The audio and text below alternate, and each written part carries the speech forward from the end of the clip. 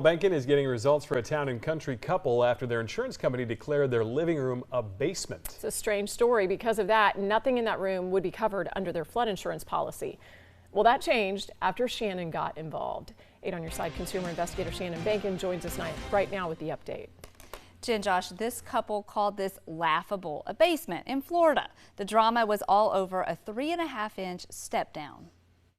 It was a statement that at first sounded laughable. In the wake of Hurricane Helene, Jamie Jane Grande Holcomb and her husband were told by their insurance adjuster that their living room was actually a basement because of this 3.5-inch step down. Nothing in the so-called basement would be covered. It's ridiculous. It's ridiculous to even come out and say the word basement in the state of Florida is comical. I grew up in New York and I know what a basement looks like. I lived in basements.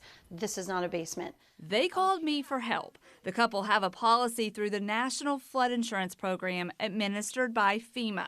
At first, FEMA stood by the decision, but our story pointed out that the entrance to the house actually goes up 4.5 inches before the step down, meaning the living room is not below grade level. As a result, adjusters came back out to measure, and then this happened. We found out yesterday we don't have a basement. I called my mom and then I called you. I was like, Shannon, we don't have a basement. So I am so glad that we could provide this answer too and a little bit of knowledge because like I said before, it's not just me. I am one of many people who have a little step down in their house. The new measurements showed that the basement is actually above grade and not below ground. So now the living room and everything in it will be covered by the insurance policy. Truthfully, if it was not for you and it was not for your story, I don't think we would have gotten as much traction and people to come back out. I'm so grateful for you and for the station to tell our story because like I said, it's not just me and it is a story that a lot of us could benefit from. So thank you so much. And yes, Better Call Behnken.